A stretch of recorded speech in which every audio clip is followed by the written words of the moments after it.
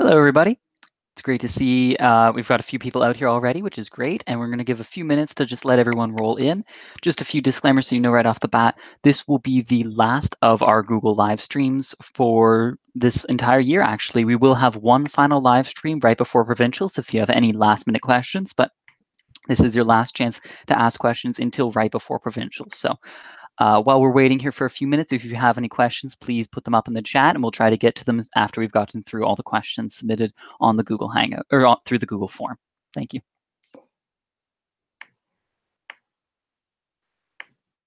All right, so I'm just going to get into two of the questions we got this week. So one of them is, in the acronym DECA, how do we show above and beyond? And the next one is, how do you differentiate your role play presentations from others? So starting off with the first one, for anyone who doesn't know, the acronym DECA stands for Define, Explain, Connect, and Apply, or Above and Beyond. And so the A part, or the above and beyond, just basically talks about how you can really stand out, which is really similar to the second question. So a couple of the points I'm going to be touching upon include involving real life examples, making sure that you're looking at a problem from all of the different perspectives, and really having that sort of wow factor in your presentation. So as for real life examples, a lot of the problems are problems that you will most likely be able to research about different companies beforehand. So for all of the instructional areas, make sure that you're looking at things like a company's different marketing techniques in your specific industry, or how they deal with certain problems and how they're dealing with certain really relevant problems. So in terms of this, it's always important to take in all of those real life examples and really put them in your case, but not just simply use them, sort of twist them around so that you can alter it for your specific case. So for example, I'm in hotel lodging and management, and if I have a pricing case, I would take in a pricing strategy from, say, the Marriott Hotel, and I would talk about how effective it's been for their company and how we can change it up a little bit so that it can help out our company in our situation. Now, as for looking at a problem from different situations and different angles, a couple of people or perspectives you should be looking at it from include customers, employees, how long it will take, how much it will cost. And so by looking at these different perspectives, you can also sort of come up with the best solution, but you can also evaluate how realistic it is, or you can make it as realistic as possible looking at your specific plan. So those are two of the content aspects I would look at for doing that. But also just in general, you should make sure you're being enthusiastic, you're being friendly, and you're not overloading the judge with a lot of information either. Okay, great. So to get into the second question we had is, why are the finance and marketing cluster students required to write their multiple choice exams on paper at provincials? And there's two things I want to say about this. Number one, finance exams aren't actually at provincials. Those will be written with the other online exams on February 4th. And for the marketing cluster, I'm sorry, I don't have a perfect answer for why exactly they're written on paper at provincials, but I think it is in part due to the fact that marketing is by far our largest of the clusters, and we're transitioning slowly into the online exams. And so that's part of that process that we're moving marketing kind of last. And the other thing I want to say is, either way, it's still very good practice for if you're in one of those, if you're in a marketing cluster event, then it's really good practice to be writing the on paper exams at provincials, because that's the way it will work at ICDC. You'll be writing those exams at the actual competition on paper on the Scantron. So it's good practice for you either way. And so actually that we had very few questions. I think everyone's a little tied up with some end of year summatives before the winter break. So those were all the questions we got this week. If you have any questions at this point, we'd love if you put them up in the chat. Other than that, we're probably going to sign off in a few minutes. So we'll just give you a few minutes here if you want to submit any extra questions.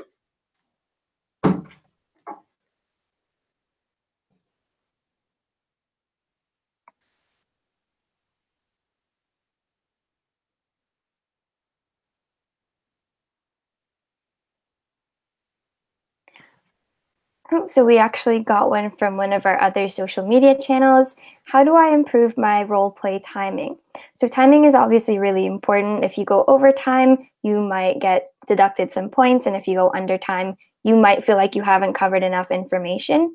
So one thing I would definitely say for that is make sure you're practicing your cases while timing yourself, and sort of see how much time you spend on each performance indicator, how much time you spend on your solution, and sort of have a goal for each of those as well. For example, something I used to do was I would just pick a performance indicator, time myself, and talk about that specific performance indicator to see how long it usually takes me. So in this case, and for role plays, it's mostly you want to make sure you don't go over time. If you're under time, it's not necessarily a bad thing as long as you got all the information you need. But I would definitely say just keep practicing and see sort of how or like what time you usually get to in all of your role plays. And that'll sort of give you a sense on how you need to improve. And actually, to add on to that question, I know it specifically said role plays, but I want to touch a little bit on writtens too, in how you improve your time with writtens, because I have seen a lot of people that prepare their writtens a lot, but can't seem to get the timing down perfectly. And I think the best way to do that is to break it up into sections. So as Vioma said, she often breaks it down into individual PIs and sees how long it'll take her to complete that one PI. I think it's also important to try to do that with writtens. You want to do your introduction within 2 to 3 minutes, let's say, then you should try to practice that and see how consistently you can land your timing in that 2 to 3 minute band that you want.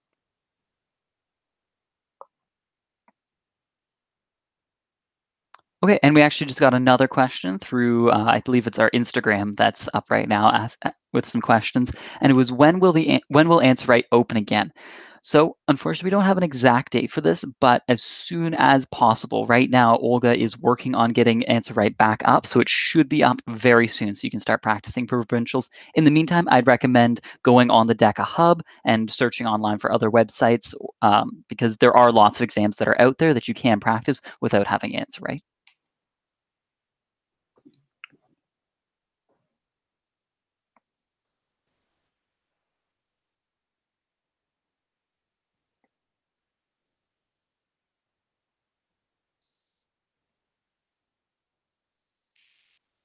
All right, so we just got another question. Tips for MTDM. So this is part of the marketing cluster, and I'm actually personally a hospitality member. But as for marketing, it's really important because MTDM is really, really broad. So in general, you just want to know as many marketing strategies as you can. What's up, what's new, what different companies are using now versus what they did then. In terms of marketing, you can definitely find certain reports online, just like 12-page reports that can tell you statistics on, what's the most popular marketing channel, what's the most popular marketing techniques with what sort of demographics. And just a little information like that are things that you really want to keep in mind because those are things that you can translate into any case. In addition, again, sort of look at some of the old companies and old cases that they've used before, what sort of problems you've had there. And something I personally like to do is I like to do every role play twice.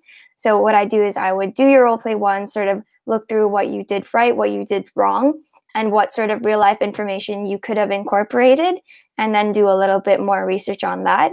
Also, make sure to look into different marketing firms, see sort of what their strategies are, look into the really big ones especially, so that you can find out what their techniques are, what businesses they cater to, and things like that are really going to help you stand out. Okay, and we actually got a question up in the YouTube chat. Tips for HTOR. What template/website do you recommend? And for this, so I was in FOR last year, and the best answer I can give here is honestly, it comes down to your preference. For me, I felt very comfortable with PowerPoint. So PowerPoint was my standard for designing my presentation, designing most of our ads and visuals.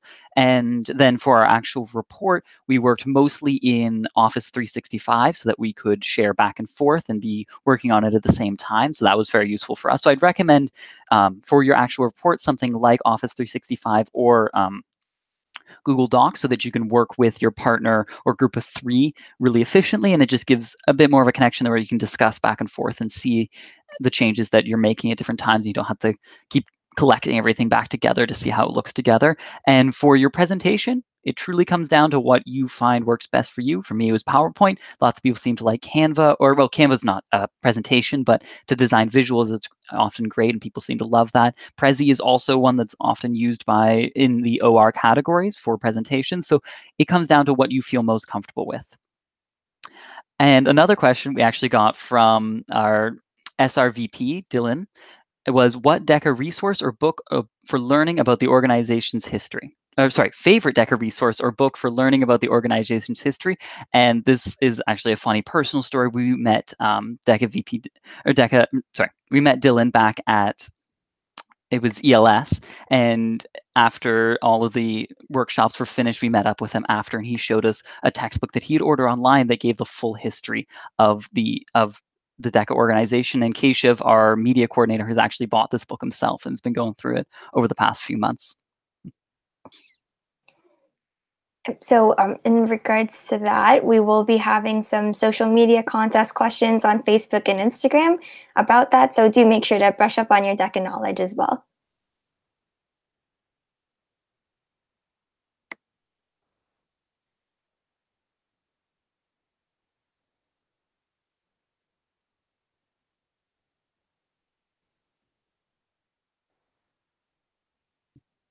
Okay, we actually just got another question. Tips to stand out. So I'll talk more to writtens, then Vioma, I think, will hopefully pick up and talk a little bit about the how to stand out in role plays. In writtens, I think it comes down to your idea, especially in OR categories. It comes down to your unique idea and the way you can present that. So for my group, it was we redesigned the ATM machine, and the way we stood out to our judge was with a unique visual. Actually, I still have this sitting on my desk, this silly little visual we had. It was a little 3D printed model of our redesigned ATM machine, and our judge really loved that. So that was something that we used to stand out.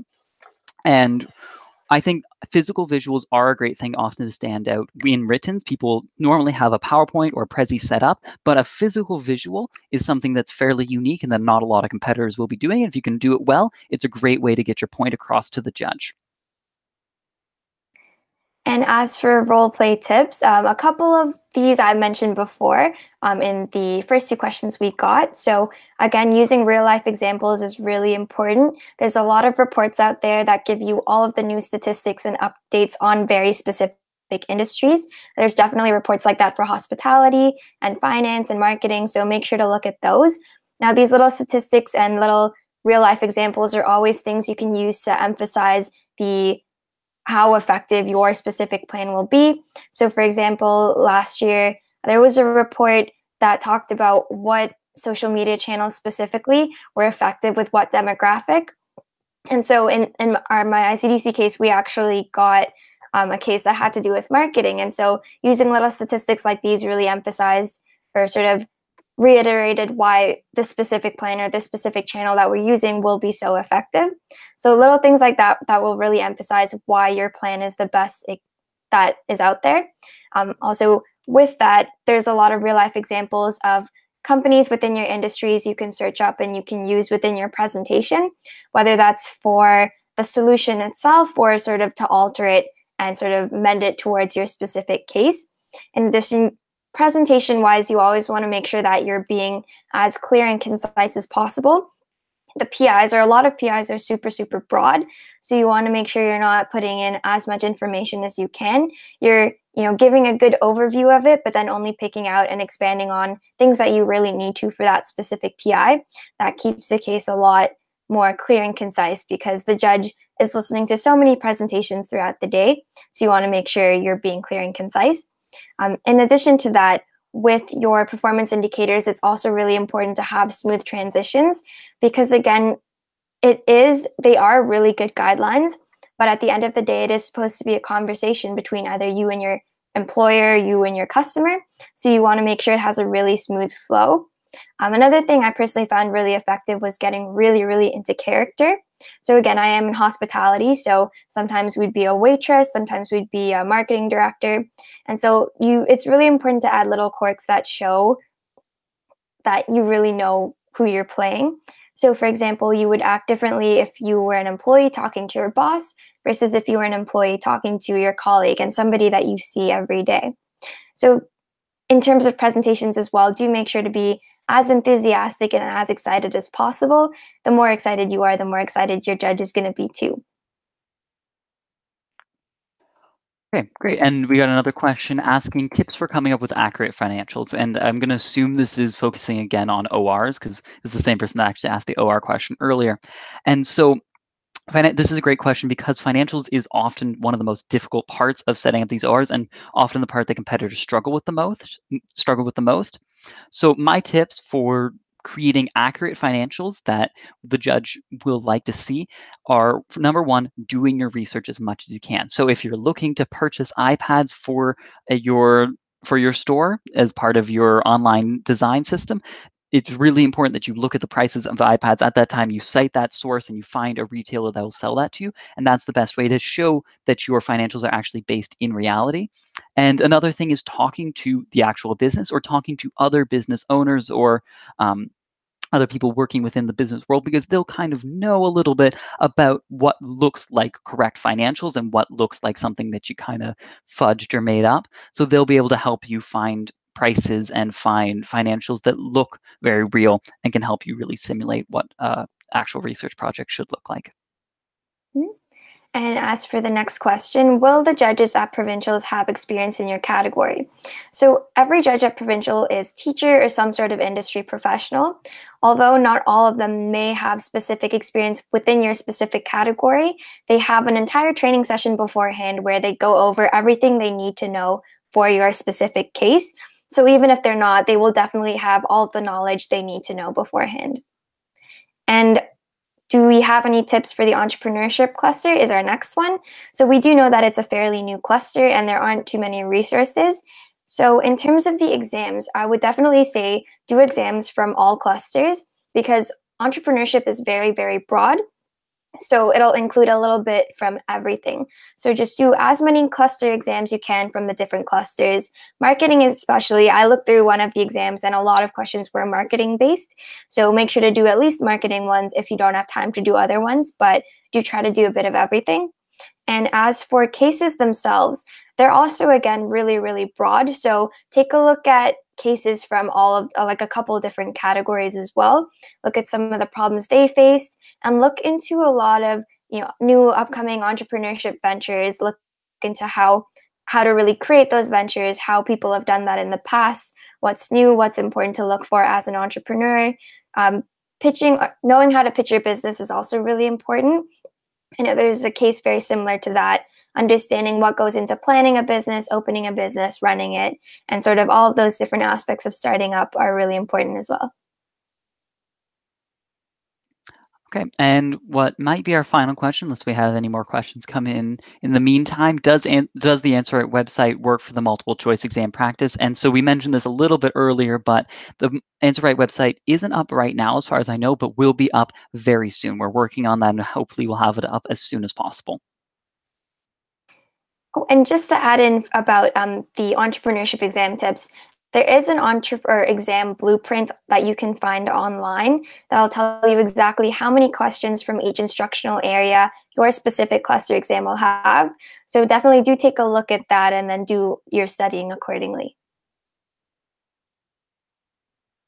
Okay, great. So at this point, we'd like to thank everybody who came out and especially everybody that submitted questions. There were some really great questions tonight that I think will help a lot of people as they're going forward into provincials. We want to wish you all luck at provincials, and hopefully we'll see you at our final Google Hangout just before the provincial competition. Thank you, everybody.